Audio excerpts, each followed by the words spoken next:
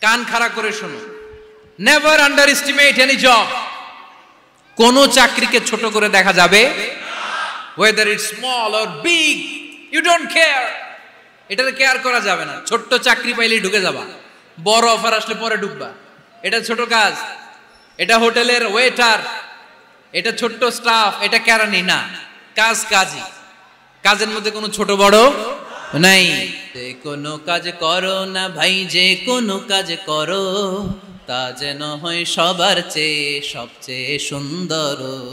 পড়েন, যে কোনো কাজ করো না ভাই, যে কোনো কাজ করো, তা যেন হয় সবার চেয়ে সবচেয়ে সুন্দর। পড়েন, যে কোনো কাজ করো না ভাই, যে কোনো কাজ করো, তা যেন হয় সবার চেয়ে সবচেয়ে সুন্দর।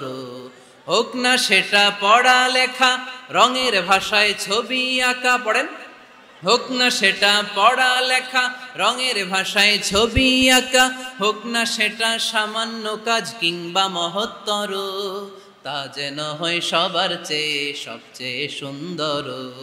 যে কোনো কাজ করো না ভাই, যে কোনো কাজ করো, তা যেন হয় সবার চেয়ে সবচেয়ে সুন্দর। চিৎকার করে বলেন ঠিক কিনা? আমরা যেটাই করি না কেন এটা ভালো করে করার দরকার আছে না নাই? এজন্য কাজে আর শ্রমে কোনো লজ্জা নাই। লজ্জা হচ্ছে অলসতায়। লজ্জা কিসে? দুল্লানি আলা সুক, লক্ষ্মীপুরের কর্মঠ যুবক ভাইয়েরা, এ আব্দুর রহমান ইবনে আউফ আমাদের প্রেরণা। উনি অন্যের ঘাড়ে পাড়া দিয়ে খেতে চায় নাই, আরেকজনের উপর ডিপেন্ডেন্ট বা নির্ভরশীল হতে চায় নাই।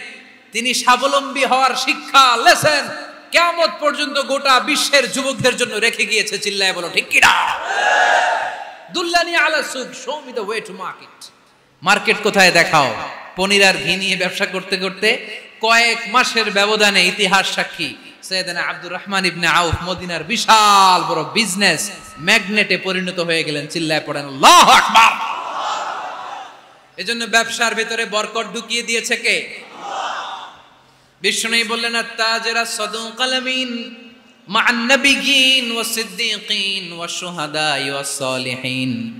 আমানতদার ব্যবসায়ী তারা সাধারণ কোনো মানুষ নয়, কিয়ামতের দিন নবীদের সাথে হাসর হয়ে যাবে।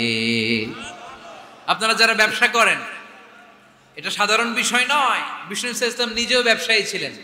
ওনার জীবনের প্রথমে তিনি খাদিজা রাদিয়াল্লাহু তাআলা আনহার ব্যবসার স্টাফ হয়ে কাজ শুরু করেছেন, এরপর নিজে ব্যবসা শুরু করেছেন। এরপরে খাদিজাতুল কুবরা রাদিয়াল্লাহু তাআলা আনহা সব সম্পত্তি বিয়ের পরে বিশ্বনবীর পায়ের সামনে ঢেলে দিয়েছেন। বললেন, ইয়া রাসূলুল্লাহ, এই সম্পদ আমি আপনাকে দিয়ে দিলাম, আপনি ইচ্ছামতো দিনের প্রয়োজনে খরচ করেন। সুবহানাল্লাহ পড়েন। এজন্য বিষ্ণু ইসলাম আমাদের জন্য উপমা, আব্দুর রহমান ইবনে আউফ আমাদের জন্য উপমা। যারা ব্যবসা করেন তারা বিষ্ণু ইসলামের সুন্নাহ পালন করছেন। আত-তাজির আস-সাদুক আল আমিন। বিষ্ণুই বললেন, সত্যবাদী আমানতদার ব্যবসায়ী, যে ব্যবসা করতে যে মিথ্যা কথা বলে না।